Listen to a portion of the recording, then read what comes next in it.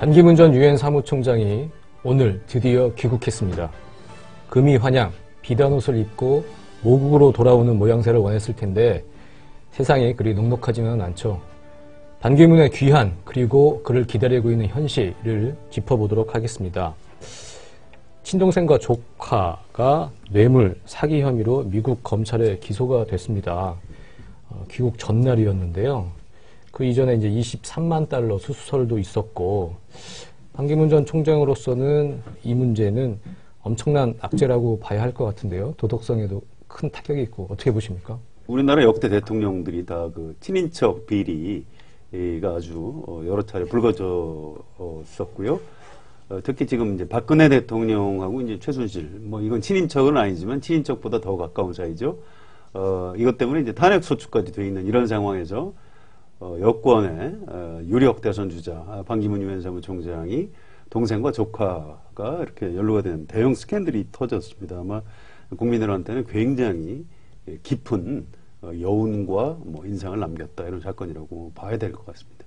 과거에 이제 우리 이명박 대통령 선거할 때 보면 국민들이 이제 그분이 원래 이제 사업을 많이 하고 비즈니스를 많이 했던 사람이라서 어떤 그 관련된 범법 행위들에 대해서 굉장히 한 수 좀 접어주고 보는 게 있었는데, 반기문 전 사무총장은 굉장히 청렴한 공직자, 청렴한 국제 지도자 이런 이미지로 이제 계속 있어 왔는데, 자꾸 본인을 포함해서 주변까지 이렇게 의혹이 번지는 것은 국민들 보기에 굉장히 좀 의구심을 좀 자아나게 하겠죠. 네. 일단 내용이 이제 뇌물하고 돈 세탁 이런 건데요. 보도에 따르면 미국 검찰, 연방검찰에서 상당히 좀 강한 톤으로 이 사람들이 이 범죄 혐의를 얘기를 하고 있습니다. 정직하고 투명하게 사업하는 사람들을 매우 불쾌하게 하는 뇌물과 사기를 저질렀다. 상당히 좀 고강도라고 이제 봐야 되겠죠. 그리고 이 사람들이 반기문 사무총장의 어떤 명성을 이용했다, 이런 진술과 증거들이 이제 수사 기록에 지금 많이 나오고 있습니다. 간단한 사건은 아닌데요. 이도훈 대변인이 기자들의 질문에 대해서 답변을 할 때는 아는 바가 전혀 없었을 것이다. 잘 몰랐다. 이제 이런 식으로 답변을 하고 있습니다. 이런 태도를 가지고 과연 이 국민들이 받은 상처를 벗어날 수 있을지 좀 의심이 드는. 그 워딩이 좀 인상적이었던 게, 상당히 중요한 사안이면 반기문 전 총장한테 직접 물어보고 그 워딩을 받아서 해야 되는데 아마 몰랐을 거다, 아는 바가 없었을 거다, 이렇게 이제 추측으로 이제 넘어갔단 말이에요. 그것도 상당히 좀 보기 안 좋더라고요. 저는 공식 대변인이기 때문에 이 문제에 대해서 반기문 총장 그때 직간접적으로 확인을 했다고 봅니다. 기본적으로 이제 잘 몰랐다, 이런 식으로 빠져나가려고 하는 거고요. 범죄를 저지른 당사자들도 우리는 총장의 명성을 이용하지 않았다, 이렇게 주장을 하고 있는데, 이 사람들이 사태 심각성을 아직 좀 잘 깨닫지 못하고 있는 것 같습니다. 외교관 특유의 어떤 그 뭉치는 스타일이 이른바 그 기름장어 수법으로 이 사태를 빠져나가려고 한다면 대단한 착각이다, 저는 그렇게 얘기하고 싶습니다. 이 사태가 언론에 어제 보도가 돼서 처음 알려진 게 아니라 작년부터도 뭐 야권에서 이 문제를 좀 공개적으로 언급을 하면서 의혹 제기를 했었거든요. 모를 수가 없는 사안이죠. 언론에서 본격적인 검증이 시작된다고 봐야 할 것 같습니다. 대선 주자를 향한 기본적인 검증 항목, 어떤 게 있을까요? 본인의 이제 범법 행위, 전과, 이런 비리 문제 이런 게 있을 테고, 뭐 병역, 재산, 또 뭐 도덕성, 뭐 이런 게 있겠죠, 기본적으로는. 근데 이제 반기문 사무총장은 좀 더 다른 차원의 또 검증이 또 시작될 걸로 봐야겠습니다. 한겨레 정치 담당 에디터 박영현 에디터가 이제 칼럼으로 쓴 내용인데요. 사실은 보수 내지 현재 여권의 가치관하고 유엔이 지향하는 가치관하고 충돌하는 지점이 좀 많이 있습니다. 앞으로 이제 이런 거 하나하나가 다 이제 문제가 될 텐데요. 예를 들어서 유엔에서는 우리나라 정부의 그 전교조 인정하라고 촉구하고 있고요. 국가보안법을 폐지해야 된다 얘기하고 있습니다. 또 양심적인 병역 거부를 제도적으로 인정하라, 이렇게 유엔의 요구사항이고요. 그거보다 좀 더 예민한 게 동성애 차별을 하면 안 된다. 이제 유엔의 권고사항이고요. 실제로 반기문 전 총장이 동성애 차별을 해서는 안 된다, 이 관련 발언을 여러 차례 한 적이 있습니다. 그런데 지금 국내 여권 보수 세력의 어떤 기반이라고 할 수 있는 보수 기독교 교단에서는 동성애 이런 문제는 사실은 도저히 좀 참을 수가 없는 반감 같은 걸 가지고 있습니다. 이런 것들이 이제 쟁점이 될 가능성이 좀 있을 것 같고요. 한 가지 좀 우려스러운 것은 이른바 좀 친여 성향의 언론 내지 보수 성향 언론에서 좀 봐줄 가능성. 어차피 이제 보수 세력이 이제 유일한 대선 후보이기 때문에 네. 검증을 좀 대충 설렁설렁할 가능성이 있다. 이런 포인트가 하나 있고요. 또 한 가지는 이제 대선 기간 자체가 워낙 짧기 때문에 언론에서 바짝 붙어도 이 검증을 제대로 하기가 좀 쉽지 않다. 뭐 이런 문제점이 있습니다. 우리 한겨레 신문 같은 데서 좀 정신을 바짝 차리고 검증 철저히 해야 될 것 같습니다. 박근혜 탄핵 국면에서 활약한 또 종편의 힘도 어떻게 나올지 그것도 이제 궁금한 포인트인데 그러니까 말씀 주신 걸 종합해 보면 단순한 어떤 뭐 일반적인 도덕성 검증뿐만 아니라 구체적인 정책에 있어서도 검증이 필요하고 이제 그게 들어갈 거다. 이제 그런 말씀이신 거고요. 지금 어쨌든 귀국하면서 공식 캠프가 꾸려진 것 같습니다. 반기문의 사람들, 반기문을 누가 돕고 있는지 궁금해요. 그리고 어떤 사람들한테 주목해야 하는지 어떤 사람들이 있습니까? 주로는 이제 이분 자체가 외교부 공무원 출신이기 때문에 그 주변에도 외교관 출신들이 굉장히 많이 네. 붙어 있고 최근에 이제 정치인들, 그러니까 특히 이제 언론인 출신의 정치인들이 많이 합류돼 있고 그렇게 이제 크게 봤을 때 두 축인데 현재까지는 이제 실무 초반 아주 이제 기초 지원을 위한 팀으로 가야 되는데 아직까지는 김숙 전 유엔 대사가 가장 최측근으로서 모든 총괄 작업을 하고 있고요. 이제 옛날에 친박계 예를 들면 이상일 전 새누리당 의원, 네. 최형두 전 국회 대변인 이런 분들도 합류를 했고 또 옛 이명박계 이동관 전 홍보수석이나 곽승준 전 국정기획수석 이런 분들도 옆에서 좀 돕고 있습니다. 본래 이제 반기문 총장한테 정치적인 조언을 하던 사람들이 3대 불가론이라는 걸 얘기한 적이 있습니다. 첫째는 외교관들한테 둘러싸면 안 된다. 둘째는 충청도 지역 대표가 돼서는 안 된다. 또 한 가지는 친박에게 업히면 안 된다. 이 이제 3대 불가론을 네. 조언을 해줬다고 합니다. 그런데 마지막 친박에 업히면 안 된다. 이 문제는 이제 박근혜 대통령이 탄핵 소추가 되면서 자동적으로 해소가 됐고요. 그런데 이 두 가지 충청도 사람들이 주위에 많다는 것하고 외교관들한테 둘러싸여 있다. 이것은 3대 불가론까지 얘기해가면서 하지 말라고 했는데도 아직은 그런 모양새에서 벗어나지 못하고 있습니다. 대변인을 맡은 이도훈 전 서울신문 부국장이죠. 이분도 이제 외교부에 올해 출입했던 기자이기 때문에 넓게 보면 외교부 인맥이라고 이제 볼 수가 있는 거고요. 한 가지 좀 특이한 것은 이명박 전 대통령 청와대에 있었던 사람들이 대거 여기 합류한 걸로 언론 보도 나오고 있는데 좀 이상해서 물어봤습니다. 네. 그쪽에다가 그랬더니 명단을 좀 정확히 확인하고 썼으면 좋겠다. 이런 그 언론에 대한 불만 같은 표시를 좀 하고 있고요. 일단 확인되는 명단은 그 곽승준 당시 이제 국정기획수석 또 이동관 전 홍보수석 네. 이런 사람들은 이제 확인되는 명단이고요. 다른 사람들은 이쪽 캠프에 결합하지 않는 사람들이라고 합니다. 언론에서 좀 정확히 확인을 해달라 이런 부탁을 하면서 지난 연말에 이명박 대통령이 당신들은 청와대에서 나하고 일을 같이 했던 사람들이니까 앞으로 대선 국면에서 처신을 좀 조심했으면 좋겠다. 이렇게 오히려 만류하는 그런 장면이 있었다고 하고요. 반기문 전 총장이 이제 귀국해서 전직 대통령들한테 인사를 하러 다니게 돼 있는데 이명박 전 대통령이 나한테는 맨 마지막에 좀 왔으면 좋겠다. 네. 난 또 지금 곧 해외에 좀 나가야 되는 일정이 있다. 이렇게 해서 오히려 반기문 총장하고 약간 거리를 두는 이런 모습을 취하고 있다고 합니다. 그러니까 지금 야당에서 뭐 MJP 연합이다 이런 식으로 반기문 총장에 대해서 공격을 하고 있는데 MB 이른바 이명박 전 대통령 쪽은 그렇게 전면적으로 결합을 하는 모양새는 아닌 것 같습니다. 네. 어쨌든 그러면 핵심은 외교부 라인, 그게 핵심이라고 이제 봐야 할 것 같고요. 얼마 전에 매일경제가 반기문의 7대 공약, 경제 공약이 있다 이렇게 이제 보도를 했는데 캠프 대변인은 공식적으로 오보라고 이제 밝혔습니다.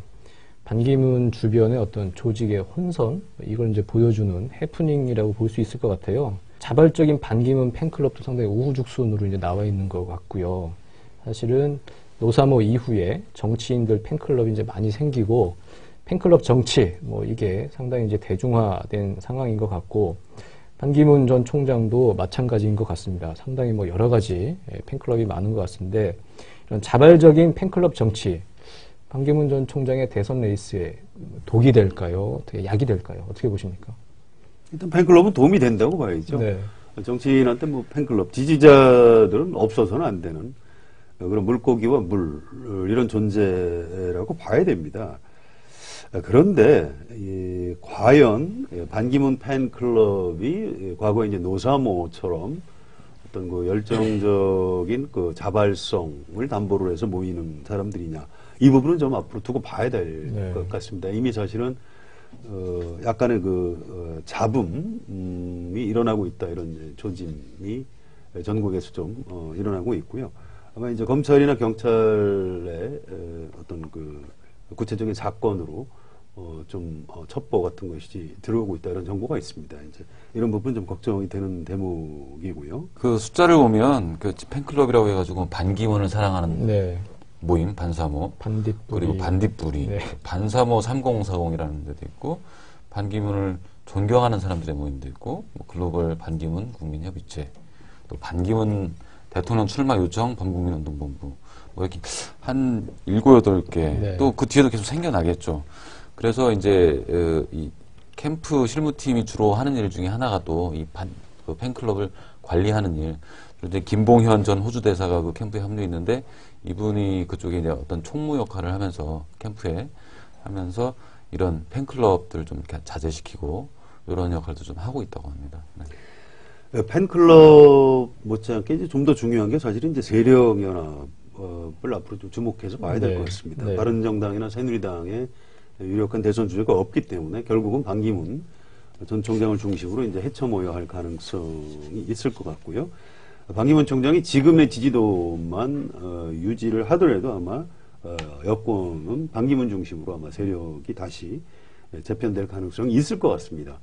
또 야권에서도 이제 김종인 전 더불어민주당 대표 같은 분은 개헌을 해야 한다, 이런 명분을 가지고 개헌을 고리로 반기문 총장하고 좀 정치를 같이 해보려고 하는 이런 움직임이 지금 보이고 있는데요. 앞으로 이런 움직임들이 어떻게 구체적으로 나타날 것인지 좀 지켜봐야 될 것 같습니다. 네.